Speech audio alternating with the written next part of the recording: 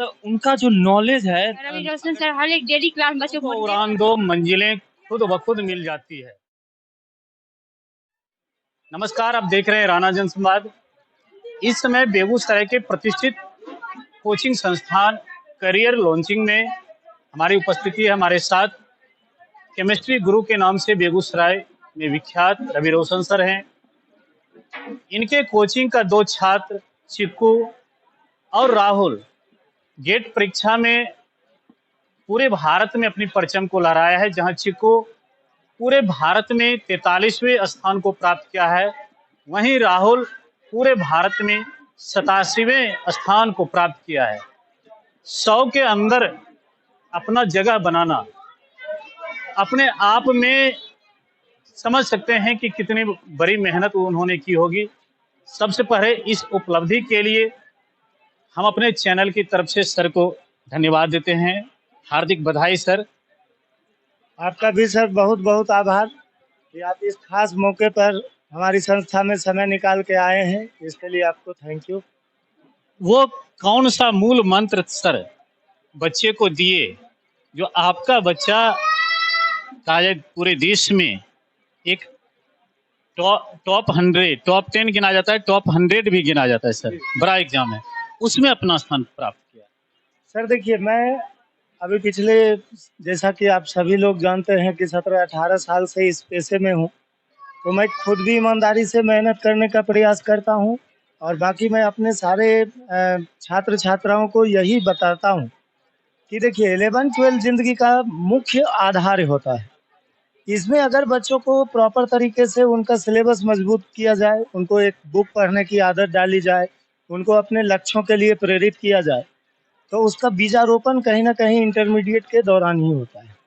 आज इसी कड़ी में ये दो मध्यम वर्गीय किसान परिवार के बच्चे जो इंडिया के कठिनतम परीक्षाओं में से एक गेट जैसे एग्ज़ाम में अपना परचम लहराए हैं, तो मुझे भी काफ़ी अच्छा लगता है कि मैं जो मूल मंत्र दे के बच्चों को 11th-12th के दौरान भेजता हूँ, वो आगे भी इस चीज़ पे अडिग रहते हैं।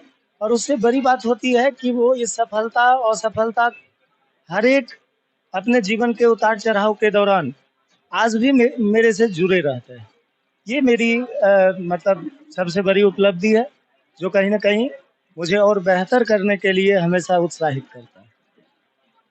आपके पास सर एक बैच में लगभग 100 से अधिक बच्चे रहते हैं और समय मुश्किल से मिल पाता है 40 से 45 मिनट, क्योंकि बैच चेंज भी करना पड़ता है सर।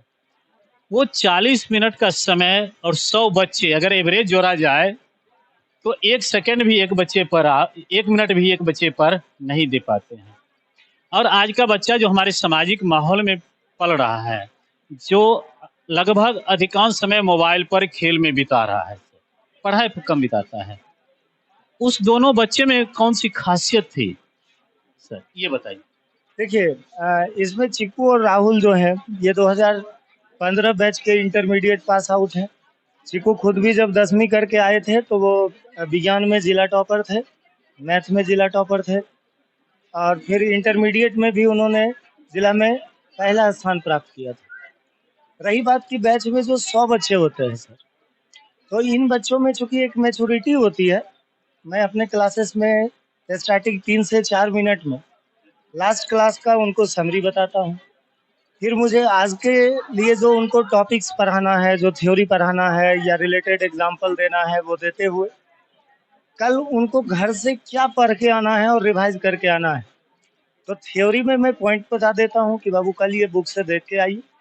और क्वेश्चंस का मेरे यहाँ से डीपीटी असाइनमेंट या प्रिंटेड उनको सेट मिलता है जो उनको करके आना होता है और हर वीक 2 से 3 सेट का उनको प्रैक्टिस करना होता है और डाउट के लिए मैं अलग से क्लासेस देता हूँ। तो जो लेबोरियस, जो सीरियस बच्चे हैं, वो कहीं ना कहीं इसमें ज़्यादा सफल होते हैं।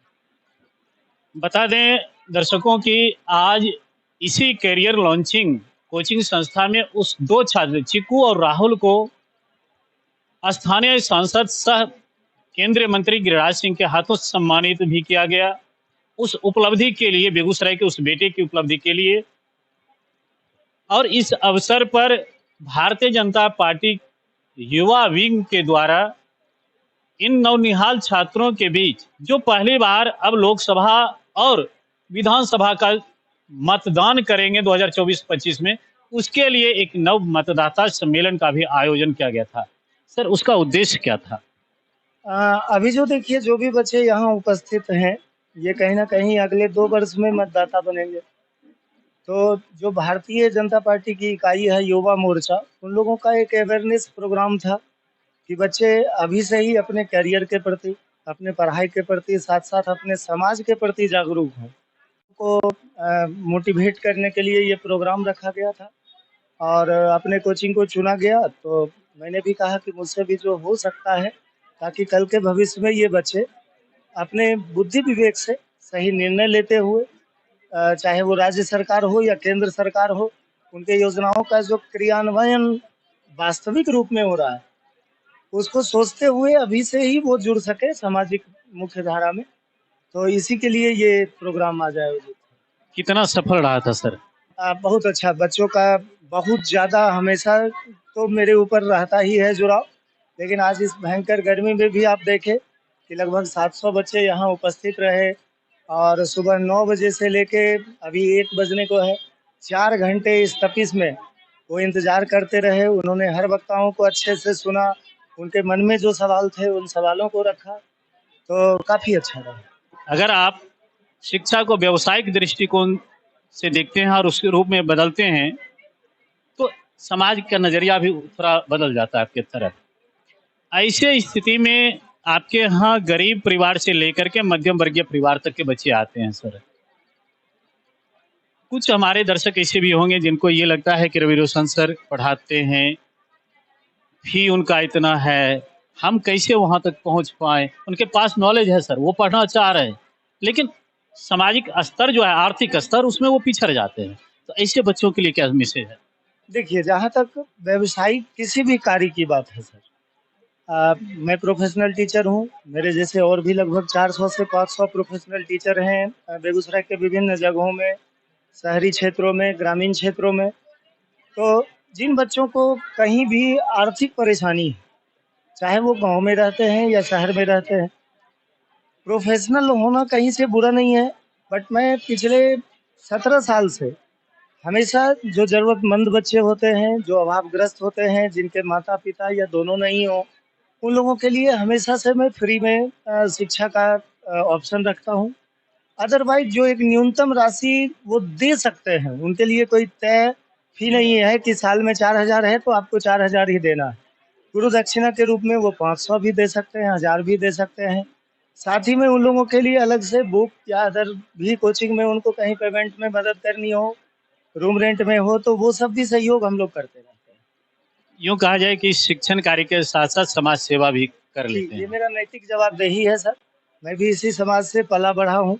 इसी समाज से आज जो कुछ 2 पैसा उपार्जित होता है या जो कुछ मेरी जान पहचान है, इन बच्चों के ही दम से है। तो मेरा और अच्छे मुझे लगता है जितने भी टीचर हैं, उन सभी का ये प्रयास होना चाहिए कि हमारे समाज में कोई अगर पीछे छूट रहा है तो हम हाथ पकड़ के उसे ऊपर खींचे। एक प्रश्न लेते हैं सर कि हम लोग भी चूंकि जब स्टूडेंट थे तब, और अक्सर देख रहे हैं भी एज ए टीचर भी हम देखते हैं कि बहुत हार्ड सब्जेक्ट है, और वो भी रासायनिक में जाकर रासायनिक सूत्र वगैरह जो करते हैं उसका मैथमेटिकल करते हैं उसमें।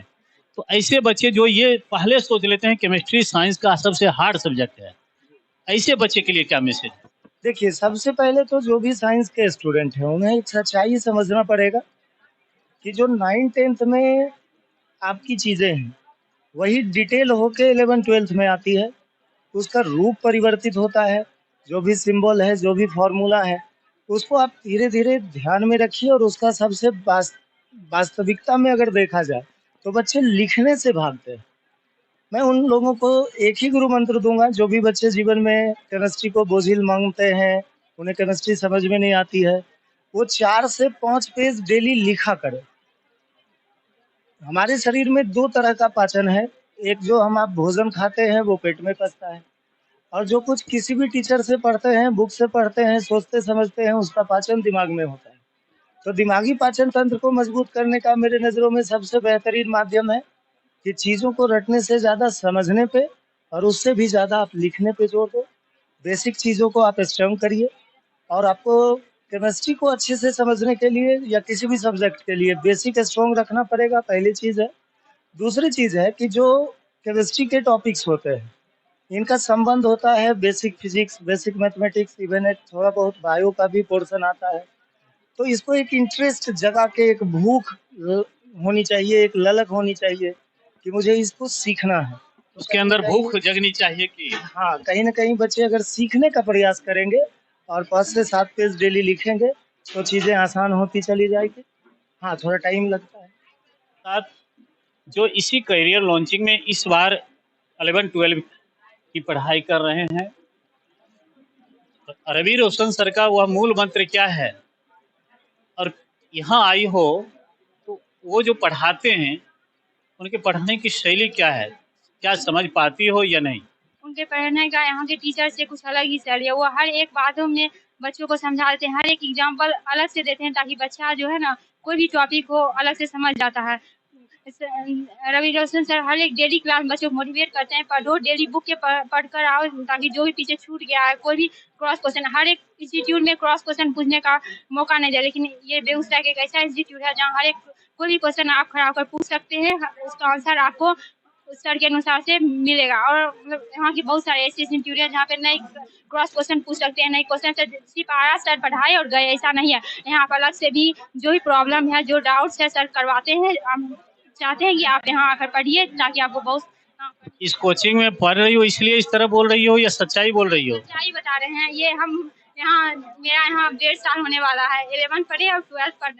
कुछ छात्र लोग भी हैं जो रवि रोशन सर से केमिस्ट्री पढ़ते हैं, इनसे हम कुछ अलग तरह की अभी पूछ रहे हैं। जो अभी एक परिवेश चल रहा है, परिवेश ये चल रहा है कि भले बोर्ड एग्जाम में 2nd डिवीजन बच्चा पास करे, भले उसका बेस मजबूत हो या नहीं हो, लेकिन 11th में जाने के बाद वो सभी चाहते हैं कि हम साइंस से ही पढ़ें।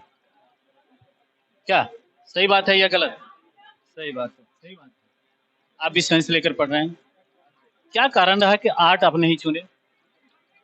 देखिए, जहाँ तक मेरा ओपिनियन है, हम 10th में थोड़ा सा आर्ट्स का टीचर हमें अच्छा नहीं मिल पाए थे। उसके लिए हमारा जो जिज्ञासा था आर्ट्स में उतना नहीं हो पाया था। बट आर्ट्स भी अपने जगह पर खराब विषय नहीं है, आर्ट्स भी बहुत ही अच्छा विषय है।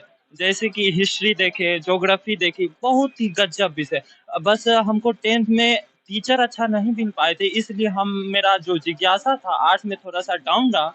और रही बात साइंस की, तो साइंस में टीचर लोग अच्छे मिले थे, तो इसीलिए जिज्ञासा भी लगा था साइंस में, इसीलिए इंटर में आकर के हम साइंस ले लिए। रवि रोशन सर के बारे में तो आप पहले सुने होंगे, बोर्ड एग्जाम दिए होंगे उससे पहले कि रवि रोशन सर ऐसे पढ़ाते हैं, तो उनके सिर्फ नाम को सुने होता है ना कि किन्हीं का कोचिंग चल जाता है, 100-200 बच्चे अच्छे मार्क्स में पास कर जाते हैं, बच्चे उधर की ओर दौड़ने लगते हैं। क्या तो ये सिर्फ सुन करके आप आए थे या इनके बारे में जानते थे कि ये ऐसे टीचर हैं? नहीं, जानते थे। जो रवि रोशन सर के यहाँ फैकल्टी जो बात करते हैं वो बहुत ही ज़बरदस्त है।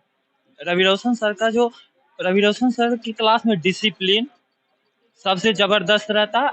अभी जैसे कि और भी विषय का हम करते क्लास, तो डिसिप्लिन नाम का तो थोड़ा सा चीज़ है, बट ये रवि रोशन सर यहाँ थोड़ा और ज़्यादा डिसिप्लिन हमें दिखता है। लड़के लोग को जब क्लास सर एंट्री करते हैं तो सभी लोग चुप हो जाते हैं, सभी लोग अपनी अपने पढ़ाई के मुद्दे पर आ जाते हैं। वो तो चुप इसलिए हो जाते हैं कि आपको पहली बात पढ़ना है, दूसरी बात आपके अंदर वो शालीनता, आपका अनुशासन और कर्तव्य निष्ठा है कि अपने गुरु के साथ कैसे पेश आए, इसलिए आप रहते हैं। वो अनुशासन सर का नहीं, वो आपका अनुशासन है ना। रवि रोशन सर का वो मूल मंत्र क्या है, जिस मूल मंत्र के कारण आप इनके यहाँ पर? मतलब उनका जो नॉलेज है, अगर जो नॉलेज की बात कर ले, वो हर हमेशा मतलब कहते हैं कि जब डाउट उठे तो तुम, जब हम ऑफिस में रहे, क्लास में रहे, कहीं भी रहे, आप डाउट पूछे, घर पर रहे, घर पर आपको अगर जो डाउट उठे तो आप फोन करके पूछे हमसे डाउट, आप कभी भी क्लियर कर। पूछते हैं आप लोग? हाँ, हम पूछते हैं।